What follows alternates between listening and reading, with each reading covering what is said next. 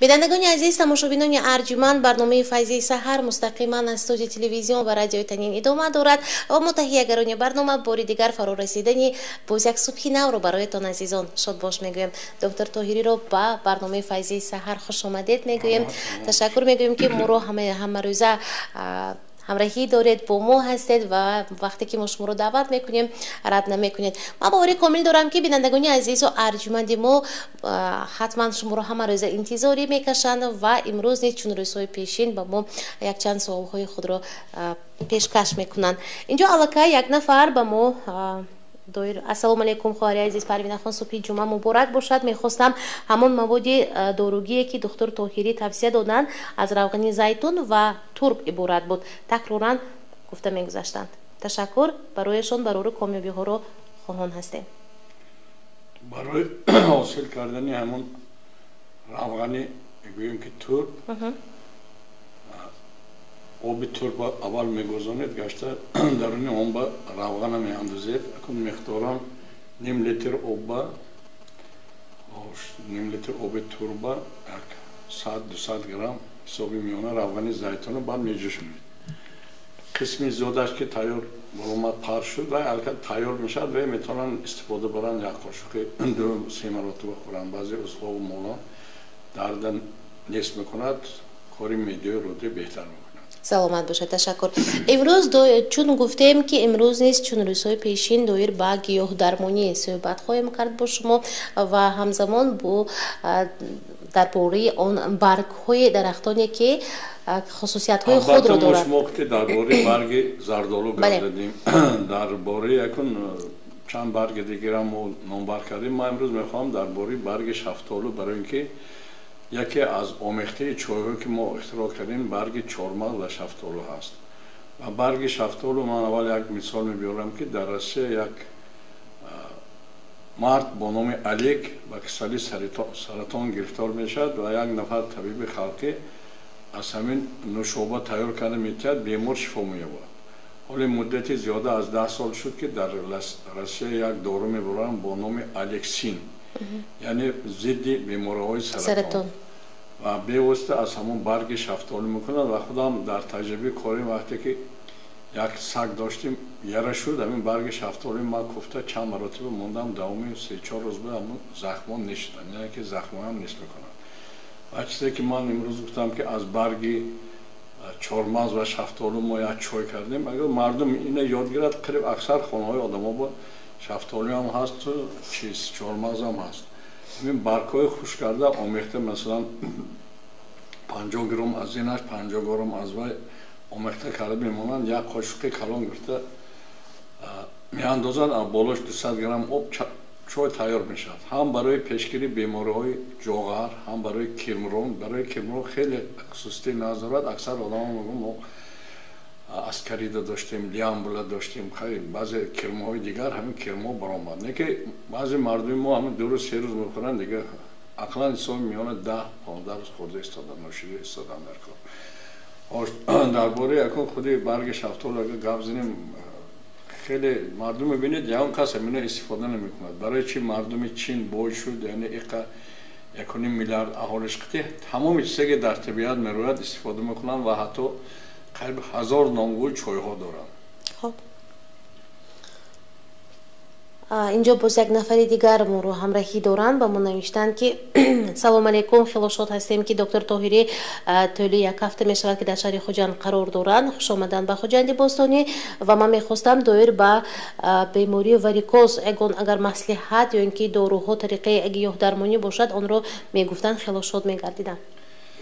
البته واریکوز گفتید، واریکوز گوناگون میشد. مثلا مرتبه برای کتسیل میگن، اما تختان ها به واسطه رگ‌های وینه هاش وسیع‌تر میشن. وقتی آخر زیادتر اینا جراحی میکنن، نه که به جراحی هم نقش دادنش ممکن هست. از آن جمله همون کریمی که ما اختراع کردیم ترهمگین اینو استفاده میکنن. از گیاه ها مثلا همین گفتگی که برگ چیز بیهی، برگ سفیدار، من همینا هم اگر ترک کرده در همون جاهای وسیع شدگی وینه ها اگر مانند شب گرم کرده برگه، بعد چند مهلت همون چیز وسیع شوی رگ‌ها نشته میستد. اساسا ما باید سرچشمه‌اش گیریم که برای چی من واریکوز میشد. آدم‌ها از زیاد خوردن یعنی گیمرو هم یک نمودی واریکوز است. زنها وقتی که حامله دار میشوند همون رگ‌های خونگذار قابلیت تمام کردن خون بالا و ندارن کلپنا هست. با آهسته وسیع شده میگیرد. بعد بسیار آدم‌ها از زیاد خوراک خوردن. وقتی که زیاد میخورن اشکما دم میکنند با همین حالت‌ها پیدا میشد. اینا چندین طرز تبابتاش هست حتی گل درمانی توصیه کرده میشد.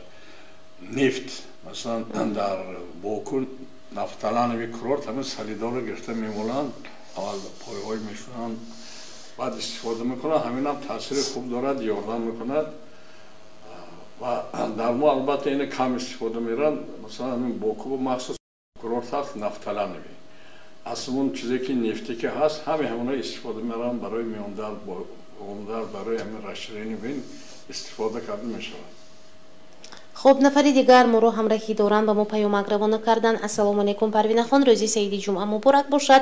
من مهمان از شهر دوشنبه هستم. یک هفته می شود که برنامه شما رو تماشا میکنم. خیلی پسند آمد. با کارمندان تلویزیون و رادیو تنین یک جهان تشکر. با خوجندیان بار دیگر سلام. سوال باشد با دکتر طاهری یگان دارو با درد گرده پیشنهاد میکردن. خیلی شاد میگردیدم.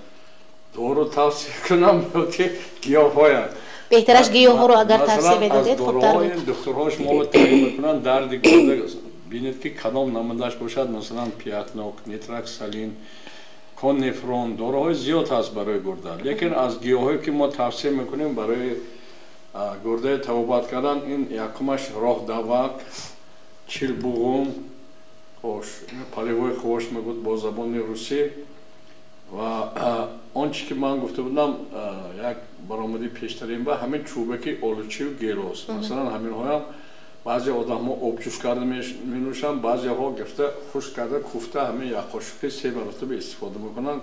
این همه راه های شروع شدن سنگ دیگر چیزای یاردمی ناز میکنند و از آن جمله اگر گزک باشد مثلا واسپالیتینی پروسس باشد طرز گیاه ها دیگر اگر سنگ باشد دیگر هست از آن جمله خاش پالینی استفاده میکنن. من گفتم همچنان آنتی بیوتیک چوی کهک زویرابو استفاده میشد و یکمون گیاهی که تمام زهرهای ارگانیسم میبرد این همه حالتها با این همین چیلبوغم هست. چیلبوغم قریب در همه جای تاجیکستان میروید و طرز استفاده این هم همین که یک قاشق کلان آشکاری میاندازید بالاش 200 گرم آب جوش میاندازید بعد نیم ساعت تیار میشد از بیار میگذارید اما آبش مینوشید. السلام علیکم. میخواستم دویر با السلام علیکم پروین خان، شما نظم داروی چشم و رمشق بوری دیگر انمون دارو رو میگفتن چه خیلی دارو با چشم چک کنیدن لازم چشمم رو پرده گرفتگی. امروز در باری برکا که مقصد ما هست مثلا یکی از دات سنترهای انگلیسی اینو من همون سال گذشته اون کس نقل کردن که من چشمم عینکم بلوش 4 و پایانش 2 بود همین برگ انجیر گرفتن 5 شب همون شوشته آبی گرم کردیم بالای چشمم رو گذاشتم و وقتی که انجیر برگش یابش کنید آبی سفید داره اما آب در چشمم چکاندم بعد 5 روز عموما دیگه عینک دور کردم و امروز توصیه داده میشد دیگر برگ‌ها از آن جمله برگ بیهی برگ سفیددار چکلی که من نام شما گفتم همین تمام چیزایی که در طبیعت هست خصوصیت خوب تبابتی دارد و آنچه که این که از گفتم برای چشم شما همین هم میتونید استفاده برید. السلام علیکم با کارمندان تلویزیون و رادیو تنین. من ساکنی شهر ساکنی جماعت دیوتی غازیان هستم. روزی سعیدی جمعه رو با شما مبارک باد میگویم. خوش آمده دکتر طاهری با استودیوی تنین و سوالی من چنین است. فشارم 110/80 بود اکنون 100/65-70 می شود. از این بلند نمیبرد دلم تیز پریبوی میزند. التماس سوالم به جواب نموند همه برای کار تنین دائما به پیش چیکار کنم؟ یکم من باید فهمانم شما که فشار خونی آدم یک حالت به نمیستد هسته که در همین میدینستود کرسی دویم به فیزیولوژی میخونم فشار چه میکنم بعد 10 مرتبه یا 15 مرتبه شیشو خیز مثلا 120 بود بعد 10-15 مرتبه فشار 140-150 میشه بعدی 15 دقیقه وقتی که آرام شد باید حالت اولیه گیرد.